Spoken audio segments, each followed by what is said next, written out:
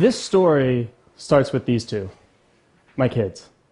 We were hiking in the Oakland woods when my daughter noticed a plastic tub of cat litter in a creek. She looked at me and said, "Daddy, that doesn't go there." And when she said that, it reminded me of summer camp.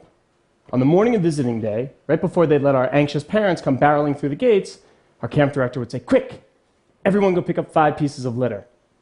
You get a couple hundred kids, each picking up 5 pieces, and pretty soon you've got a much cleaner camp. So I thought, why not apply that crowdsourced cleanup model to the entire planet? And that was the inspiration for Literati. The vision is to create a litter-free world. Let me show you how it started. I took a picture of a cigarette using Instagram.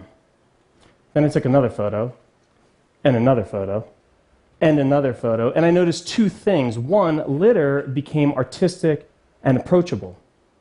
And 2, at the end of a few days, I had 50 photos on my phone, and I had picked up each piece, and I realized that I was keeping a record of the positive impact I was having on the planet. That's 50 less things that you might see, or you might step on, or some bird might eat. So I started telling people what I was doing, and they started participating. And one day, this photo showed up from China. And that's when I realized that Literati was more than just pretty pictures. We were becoming a community that was collecting data. Each photo tells a story. It tells us who picked up what, a geotag tells us where, and a timestamp tells us when.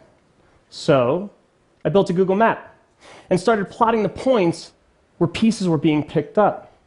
And through that process, the community grew and the data grew. My 2 kids go to school right in that bullseye. Litter. It's blending into the background of our lives, but what if we brought it to the forefront? What if we understood exactly what was on our streets, our sidewalks, and our schoolyards? How might we use that data to make a difference? Well, let me show you. The first is with cities. San Francisco wanted to understand what percentage of litter was cigarettes. Why? To create a tax.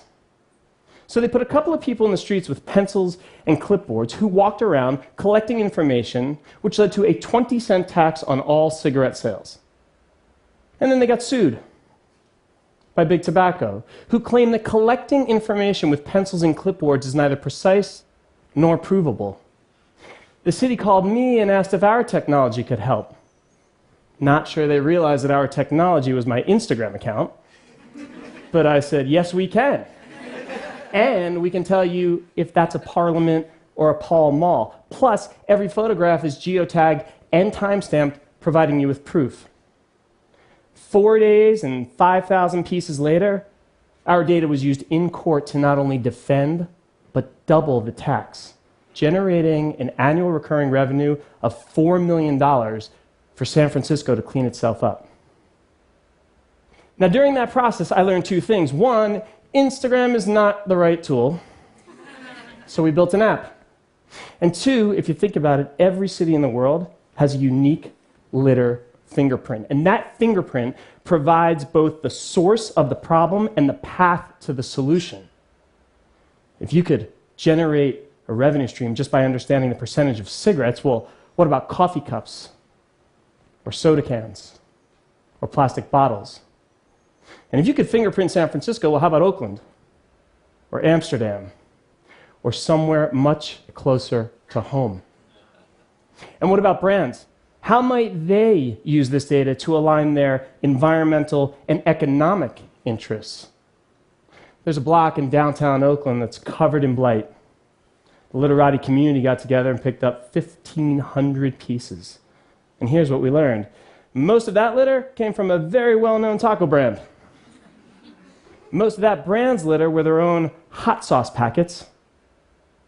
And most of those hot sauce packets hadn't even been opened. The problem and the path to the solution, well, maybe that brand only gives out hot sauce upon request, or installs bulk dispensers, or comes up with more sustainable packaging. How does a brand take an environmental hazard, turn it into an economic engine, and become an industry hero? But you really want to create change? There's no better place to start than with our kids. A group of fifth graders picked up 1,247 pieces of litter just on their schoolyard. And they learned that the most common type of litter were the plastic straw wrappers from their own cafeteria. So these kids went to their principal and asked, "Why are we still buying straws?" And they stopped. And they learned that individually they could each make a difference, but together they created an impact. It doesn't matter if you're a student or a scientist, whether you live in Honolulu or Hanoi, this is a community for everyone.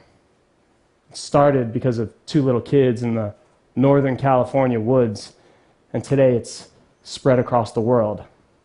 And you know how we're getting there? One piece at a time. Thank you.